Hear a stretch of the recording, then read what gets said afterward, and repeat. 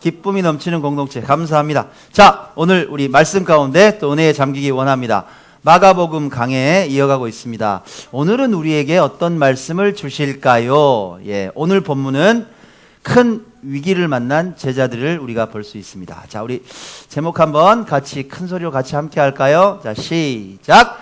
너희가 어찌 믿음이 없느냐. 마가복음 4장 35절에서 41절까지 말씀을 본문으로 함께 은혜를 나눕니다. 같이 읽습니다. 시작. 그날 저물 때 제자들에게 이르시되 우리가 저편으로 건너가자 하시니 그들이 무리를 떠나 예수를 배에 계신 그대로 모시고 가매 다른 배들도 함께 하더니 큰 광풍이 일어나며 물결이 배에 부딪혀 들어와 배에 가득하게 되었더라. 예수께서는 고물에서 베개를 베고 주무시더니 제자들이 깨우며 이르되 선생님이여 우리가 죽게 된 것을 돌보지 아니하시나이까 하니 예수께서 깨어 바람을 꾸짖으시며 바다더러 이르시되 잠잠하라 고요하라 하시니 바람이 그치고 아주 잔잔하여지더라. 이에 제자들에게 이르시되 어찌하여 이렇게 무서워하느냐 너희가 어찌 믿음이 없느냐 하시니 그들이 심히 두려워하여 서로 말하되 그가 누구이기에 바람과 바다도 순종하는가 하였더라. 우리 잘 알고 있는 본문이죠. 지난 월요일이었습니다. 지금도 조금 상태가 안 좋은데 감기가 심하게 온 거예요. 뭐 겨울에도 안 걸렸는데 감기를 앓기 시작했습니다. 그러니까 월요일 날부터 꼼짝할 수가 없는 거예요. 제가 조금 빨리 움직이는 스타일이잖아요. 월요일 날 뭐 하냐면 주일 보내고 월요일 날 바로 설교 준비합니다. 이렇게 이제 자료를 막 준비를 해요. 그날 월요일 하루 종일. 근데 할 수가 없는 거예요. 꼼짝없이 그냥 이렇게 붙잡혀 있었어요. 근데 이제 마음이 막 불안하니까 어떡하지 이러다가 문득 그래 내가 책은 못 보고 자료는 막 서치 못하더라도 영화는 볼 수 있잖아 이런 생각이 드는 거예요. 예전에 보고 싶었던 영화가 있었거든요. 그래서 어디로 갔냐? 교회로 왔습니다. 네이버 영화를 다운로드 받았어요. 합법적으로 다운 받았습니다. 그래서 사모님에게 말했어요. 우리 영화 한 편 봅시다. 그리고 나서 기쁘고 즐거운 시네마에 앉았습니다. 여러분 아시죠? 화면도 좋죠. 음량도 서라운드죠. 너무 좋아요. 그래서 여기서 이제 영화 한 편을 감상했습니다. 어떤 영화였냐면 4등이란 영화예요. 4등. 혹시 이 영화 보신 분 계신지 모르겠는데 영화의 주인공이 누구냐면 준호라는 아이입니다. 수영에 재능이 있어요.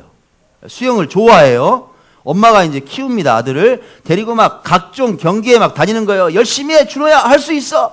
막 대회 나갑니다. 막 훈련도 해요. 근데 맨날 4등 합니다. 메달을 못 타. 동메달도 못 타. 은메달도 못 타. 맨날 4등인 거예요. 엄마가 아빠하고 통화하면 어떤 내용이냐면 이거예요.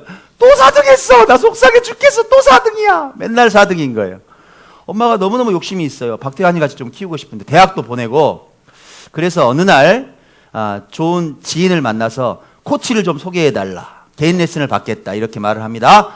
좋은 코치를 소개해줬는데 이 사람이 별로 좋은 코치는 아니었어요. 원래 수영은 잘했어. 아시아 기록을 갖고 있었던 광수라는 코치인데 그 국가대표 시절에도 도박 중독에 빠져서 잘린 사람이에요.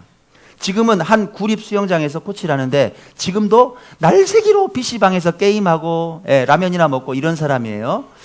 자, 수영 실력은 좋지만 인성은 좀 안 됐어요. 근데 이 준호 엄마에겐 상관없어. 우리 아들이 수영에서 1등만 할 수 있으면 최고야. 그래서 맡겨요 안 맡겨요? 맡깁니다.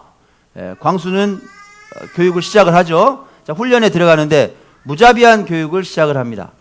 자기 가르침대로 수영을 못한다. 준호 와 손에 잡히는 대로 때리는 거예요. 빗자루 멍댕이 아니면 밀대 자루 수영 보조기구 이런 거 있죠. 고무로 되고 아파요. 막 잡히는 대로 때리는 거예요. 온몸에 멍이 시퍼렇게 들 정도로. 이 준호가 제일 처음에는 막 좀 반항도 하다가 나중에는 순응하게 됩니다. 폭력에. 맞아요. 그리고 시키는 대로 합니다. 몇 달이 지나고 드디어 수영 경기에 나갔습니다. 결과가 어떻게 됐을까요? 놀라운 일이 벌어졌습니다. 아니에요. 0.02초 차이로 2등을 한 거예요. 와 난리가 났어요. 전국대회에서 2등을 하고 은메달을 땄어요. 집안에 경사가 났습니다. 고기 파티가 벌어졌어요. 아빠도 모이고 엄마도 우리 아들이 드디어 은메달 땄다고 선생님이 최고라고. 그래 코치 좋아. 그러다가 신문 기자인 아빠가 어떤 사실을 그날 알게 되냐면 아들 몸에 시퍼런 멍이 들어있는 사실을 알게 됩니다. 깜짝 놀래요. 뭐야 이거 우리 아들 뭐 어떻게 된 거야? 당신 알고 있었어? 이거 뭐야 도대체 이 시퍼런 멍이 뭐야 도대체? 따져 물어요. 그러니까 아내가 대답을 하는데 영화에서 저는 가장 충격적인 장면 중에 하나였어요. 아들의 몸이 시퍼렇게 멍이 들었는데 이렇게 맞아가면서 훈련하는 걸 알고 있었느냐는 아빠의 질문에 아내가 이렇게 대답합니다. 나는 준호 맞는 것보다 4등 되는 게 더 무서워. 이렇게 대답을 해요. 혹시 이 준호 엄마 모습이 오늘날 우리 모습 아닙니까? 현대인들은 세상 속에서 누군가에 뒤처질지도 모른다. 이런 무서움 속에서 살아갑니다. 내가 밀리면 안 돼. 내가 뒤처지지 않고 이기고 더 차지할 수만 있다면 약간의 불법은 괜찮다고 생각합니다. 죄 좀 지어도 돼. 에이, 눈 감아주겠지 뭐. 폭력에도 순응합니다. 좀 맞아도 돼. 죄악에도 적당하게 눈을 감습니다. 이건 믿는 사람이나 안 믿는 사람이나 퍼센테이지가 비슷한 것 같아요. 사랑하는 여러분은 어떤 두려움 가운데 지금 살아가고 계십니까? 오늘 우리 본문에서는요, 광풍 가운데 두려움에 벌벌 떠는 제자들을 만납니다. 그리고 그 폭풍 가운데서도 평안하게 잠을 주무시고 계시는 예수님을 만납니다. 이게 극적으로 대비가 돼요. 어떤 차이가 있을까요? 주님은 제자들에게 오늘 말씀하시죠. 너희가 어찌 믿음이 없느냐? 오늘 여러분에게 말씀하십니다. 너희가 어찌 믿음이 없느냐? 왜 그렇게 믿음이 없어? 이야기를 하시는 거예요. 그럼 예수님께서 왜 제자들을 보시고 믿음이 없다고 하셨을까? 묵상해 봤습니다. 첫 번째 이유예요. 제자들은 내 노하우로 해결하려고 했어요. 내 노하우로. 영국의 역사학자인 토인비가 있습니다. 토인비가 말에서 유명해진 단어가 있는데 휴브리스란 단어예요. 이 휴브리스란 단어입니다. 이게 그리스어에서 파생된 단어입니다. 어떤 뜻이 있냐면 지나친 오만, 자기 스스로 높이는 거죠. 자기에 대한 자만심이에요. 이 휴브리스는 사회학에서 볼 때 과거의 성공 경험에 집착하는 거예요. 그래서 그것 때문에 실패의 오류에 빠지는 사람들을 말하는 말입니다. 다시 설명해 드릴게요. 쉽게 말하면 자신의 어떤 과거 경험이나 능력만을 집착을 해요. 내가 이랬던 사람이야. 이렇게 잘했어. 여기에 집착을 하다가 그 방식대로 이 일을 밀어붙이다가 실패해버리는 사람들. 이런 사람들을 뭐라 그러느냐? 휴브리스라고 얘기를 한다 이 말이에요. 휴브리스를 정치에 적용을 해볼게요. 어떤 예가 있느냐? 사람들은 좀 폭력적으로 다루면 말 잘 듣더라. 정치하는 사람들이 강하게 하면 말 잘 듣더라. 이런 경험이 있어요. 이런 사람들이 나중에 정치의 어떤 상황이 발생하고 민주화 운동이 발생하면 탄압합니다. 강압적으로 진압해요. 수많은 사람들을 죽여버리는 독재자가 될 수도 있다는 얘기예요. 기업에서 초고속으로 승진했던 어떤 사람이 있다고 합시다. 일을 잘했어요. 초고속으로 승진해요. 그러다가 자기가 예전에 했던 방법대로만 끝까지 일하다가 있잖아요 팀장님 요즘은 그런 식으로 일 안 하는데요. 내 말이 맞다니까 콱 가만히 있어. 그러다가 실패해버리는 사람들. 차집사님 회사에 누구 있나 봐. 웃어. 네, 그래요. 있어요. 우리 살아가다 보면 정치, 사회, 경제, 문화 각종 다양한 영역에서 이 휴브리스형 인간은 얼마든지 만나볼 수가 있다는 거예요. 자, 이 개념은 이해하셨죠? 이제 우리가 이 상황을 그대로 놓고 본문으로 한번 들어갑시다. 오늘 본문의 상황은 어떤 상황인가? 자, 한번 같이 읽습니다. 시작. 그날 저물 때 제자들에게 이르시되 우리가 저편으로 건너가자 하시니 그들이 무리를 떠나 예수를 배에 계신 그대로 모시고 가매 다른 배들도 함께 가더니. 우리 마가복음 계속 강해하고 있어요. 어떤 상황이었어요? 갈릴리 바다에서 예수님 뭐 하셨어요? 하나님 나라를 전파하셨죠. 수많은 군중들 앞에서 하나님 나라는 이런 거야. 씨 뿌리는 자가 있는데 마음밭이 4가지가 있단다. 겨자씨와 같은 거야. 하루 종일 하나님 나라에 대해 설파하셨어요. 그리고 성경이 뭐라 그럽니까? 또 한적한 곳에서 제자들에게 해석도 해주셨다 그랬어요. 하루 종일 쉬지 않고 하나님 나라를 전파하셨어요. 피곤하셨을까요? 안 피곤하셨을까요? 피곤하셨겠죠. 예, 저도 뭐 말을 많이 하는 그런 사람이지만 이게 기가 빠져요. 진짜 말 오래 하다 보면 얼마나 피곤하셨을까. 저녁이 되니까 저물 때 제자들에게 말씀하십니다. 얘들아 있잖아 우리 여기 있지 말고 저쪽으로 좀 건너가. 이런 거예요. 우리 좀 한적한 곳으로 갈까? 건너가자고 예수님께서 말씀하십니다. 제자들은 말 들어야죠. 예, 갑니다. 그런데 항해 도중에 위급한 상황이 발생한 거예요. 어떤 상황이었어요? 큰 광풍이 일어나고 물결이 배에 부딪혀 들어와 배에 가득하게 되었더라. 무슨 얘기예요? 바람이 불어요. 막 돌풍이 불어. 막 물결이 치고 그냥 배에 그냥 물이 가득하게 되면 침몰하게 생겼어요. 죽게 생겼단 말이에요. 근데 뭐 무슨 갈릴리 바다가 그렇게 위험한가 궁금해하실 것 같아서 자료를 좀 준비했습니다. 갈릴리 바다는 바다예요, 호수예요? 예, 호수예요, 여러분. 바다라고 표현을 하지만 갈릴리 시라 그러지만 호수입니다. 호수예요. 자, 이쪽 그 북쪽에 수원이 있어요. 물이 흘러나오는 높은 헬몬산이 있습니다. 거기에 이슬이 맺히고 또 비가 있으면 계속해서 이제 수원이 돼요. 자, 문제는 뭐냐면 이 갈릴리 호수에 하루 종일 뜨겁게 태양이 내려쬐단 말이에요. 공기가 희박해져요. 예. 그리고 저녁이 돼서 급격하게 온도가 내려가면 산에 있는 찬 공기가 급격하게 내려오는 현상들이 발생을 많이 해요. 대류현상이라 그럽니다. 공기가 바뀌는 거예요. 그러면서 이 호수면에 아주 세찬 돌풍이 부는 거예요. 아마 오늘 본문의 상황이 그런 상황이었을 거예요. 갑자기 이제 돌풍이 불어닥쳤어요. 근데 여러분, 제자들이 그런 상황을 닥쳐본 적이 없을까요? 아니죠. 여러분, 우리가 주목해야 될 게 있어요. 제자들은 능숙한 어부들이 많았어요. 누가 있어요? 제자들 중에 능숙한 어부 누가 생각나십니까? 베드로. 그 다음에 막히죠. 자, 누구? 예? 예? 그래요. 역시 우리 양현정 집사, 야고보의 동생 요한, 또 베드로의 동생 누구예요? 예, 안드레. 최소한 4명이에요. 어부들이. 갈릴리 바다에서 잔뼈가 굵었어요. 풍랑을 한두 번 겪어봤겠냐고요. 웃지 그냥. 바람이 분다, 바람이 불어. 그쵸? 그냥 뭐, 야, 도 돌려. 괜찮아. 내려. 키 돌려. 예. 과거에도 겪었고 잘 헤쳐나왔는데 이번에는 뭐 문제 있겠어 라고 생각했죠. 모든 방법을 다 동원했을 거예요. 그런데 죽음의 위기에 빠졌다는 거예요. 오늘 상황은.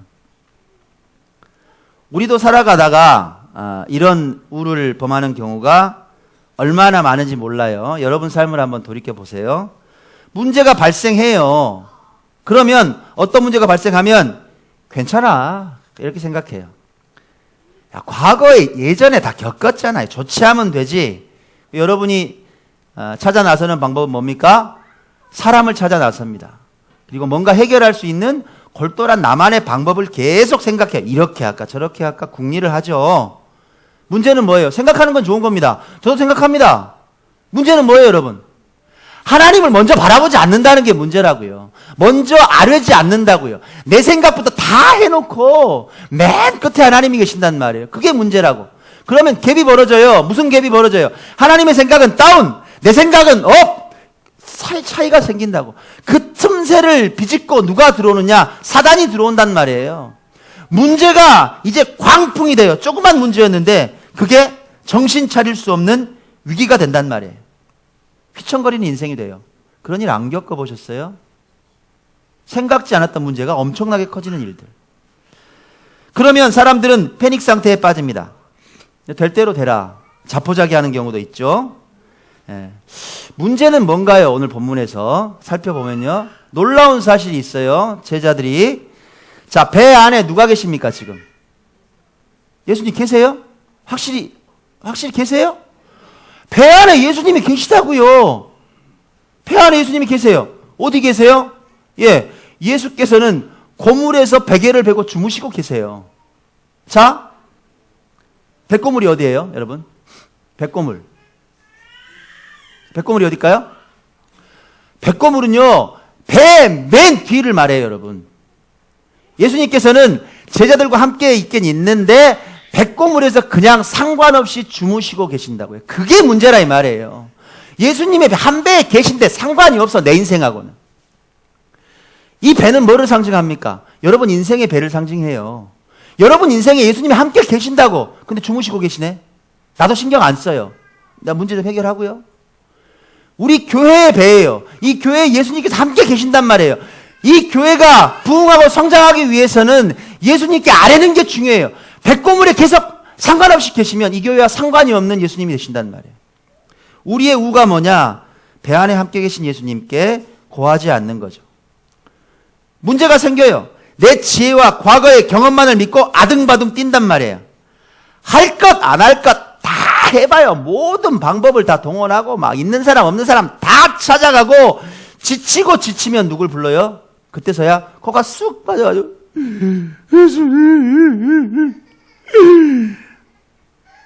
저는 많이 봤는데요. 그런 사람. 바로 이게 휴브리스란 말이에요. 자기를 믿어요. 자기 지식을 믿는다고. 그게 자기 과신 오만 자만이에요. 예수님을 일본으로 여기지 않는 것, 그게 휴브리스란 말이에요. 성경은 이렇게 자기 자만에 빠진 사람, 교만에 빠진 사람을 이렇게 말합니다. 같이 읽습니다. 시작. 교만은 패망의 선봉이요 거만한 마음은 넘어짐의 앞잡이니라. 내 노하우로만 문제를 해결하려는 제자들을 향해서 주님은 말씀하셨죠. 너희가 어찌 믿음이 없느냐.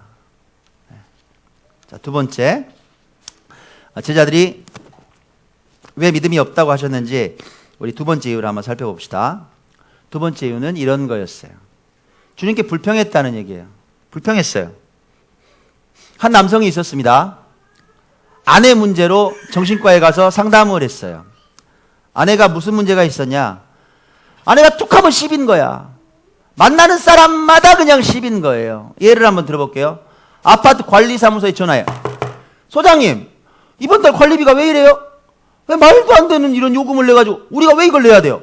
이건 다른 동에 있는 사람 더 많이 썼는데 나 돈 못 내. 당신이 책임져요. 와버려요. 그리고 아들 학교 선생님에게 전화합니다. 선생님, 네, 저 영철이 엄마인데요. 아니 있잖아요, 우리 영철이 공부 잘하는 애를 못된 애들이 괴롭힌다는데 왜 선생님 가만히 계세요? 저 교감 선생님한테 전화할 거예요. 끊어버려. 거기다가 남편 회사에 전화합니다. 여보세요? 이사님이세요? 저 있잖아요. 아니 우리 남편 왜 진급을 못해요? 이번 달 실적도 좋은데 이유가 뭐예요? 뒷돈 받으셨어요? 저한테 이유를 설명해 주세요. 만나는 사람마다 들이대는 거예요. 다 잘못됐다고. 의사가 이 아내의 태도를 듣고 있다가 편집증을 의심했습니다. 편집증 아세요? 한쪽으로 생각이 쏠려 있는 거. 이걸 정신과학에서는 망상장애라 그럽니다. 망상장애. 편집증에 걸린 사람들은 대부분 자기 생각과 어긋나는 부분을 절대 인정하지 않습니다. 내 생각하고 틀리면 안 된다. 내 생각이 맞다는 거예요. 자기 생각에만 집착해요. 오로지 그것이 세상의 전부라고 생각합니다. 이게 진실이라고 생각해요. 다른 사람 틀렸다는 거예요. 편집증의 뿌리는 뭘까요? 그럼 뿌리가 있을 거 아니에요. 그렇게 생각하고 사는 뿌리가 있을 거 아니에요. 왜 그럴까? 정신의학자인 카렌 호나이라는 사람이 있는데 불안에 대해서 이렇게 말했습니다. 편집증의 뿌리에는 뭐가 있느냐? 불안이다.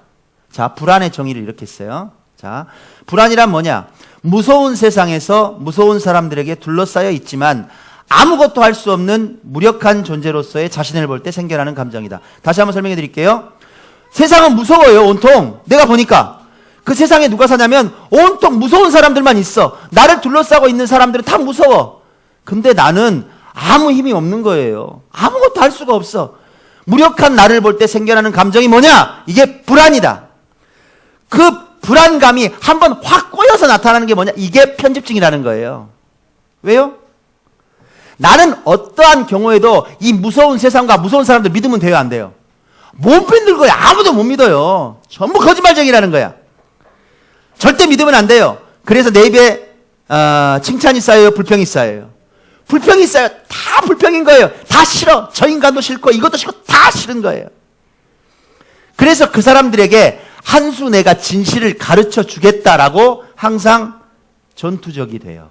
늘 싸움닭이 된단 말이야. 내가 가만 안 놔둘 거야. 당신 틀렸어. 내 말이 맞아. 네. 오늘 그런데요, 놀라운 사실은 제자들 모습이 마치 그렇다는 거예요. 예수님께. 그런가 안 그런가 한번 봅시다. 본문 38절이에요. 같이 읽습니다. 자, 시작. 예수께서는 고물에서 베개를 베고 주무시더니 제자들이 깨우며 이르시되 선생님이여 우리가 죽게 된 것을 돌보지 아니하시나이까. 이걸 평안하게 말했겠어요? 선생님, 우리가 죽게 된 걸 왜 돌보지 않아 주십니까? 이렇게 말했겠어요? 아마 이렇게 말했을 거예요.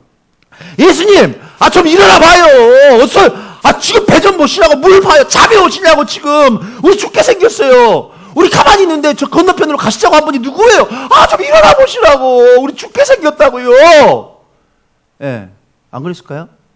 저 같으면 그랬을 것 같은데. 여러분, 제자들 모습 속에서 누구를 보셨어요, 혹시? 여러분 모습 안 보셨어요? 저는 성경 묵상하다 제 모습을 봤는데요. 예전에 제가 그랬더라고요.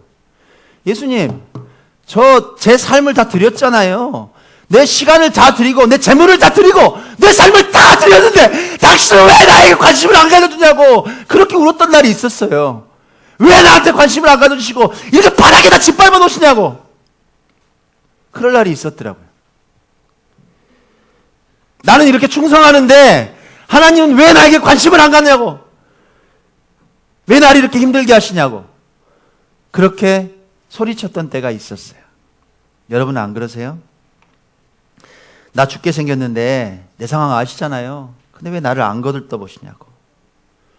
우린 살아가면서 얼마나 이런 생각을 많이 하는지 모릅니다. 혹시 여러분 이런 생각 안 하세요? 아니 주님, 제가 예배도 드리잖아요. 예수님께서 살라고 하는 대로 살려고 나름 노력하잖아요. 저 기도도 해요. 저 날마다 묵상도 해요. 힘들지만 헌금도 하잖아요. 가만히 살고 있는 저에게 부르셔서 복음을 듣게 하시고 예수님 믿게 하시더니 이게 뭐예요 이게? 저한테 이렇게 문제가 큰데 왜 뒷짐만 지고 계시냐고요. 책임 좀 져주셔야 될 거 아닙니까?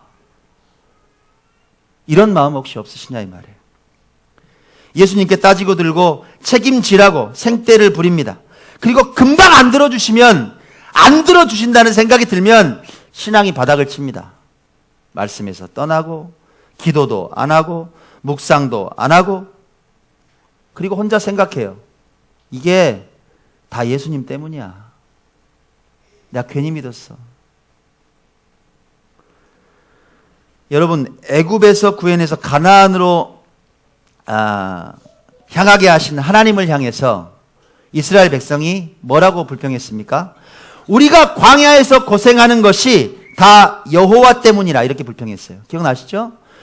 우리가 차라리 애굽에서 살았던 때가 좋았다. 우리가 차라리 세상 가운데 살았던 때가 좋았다. 그때 잘 먹고 잘 살았어. 고기 먹고 살았어. 근데 이게 뭐야?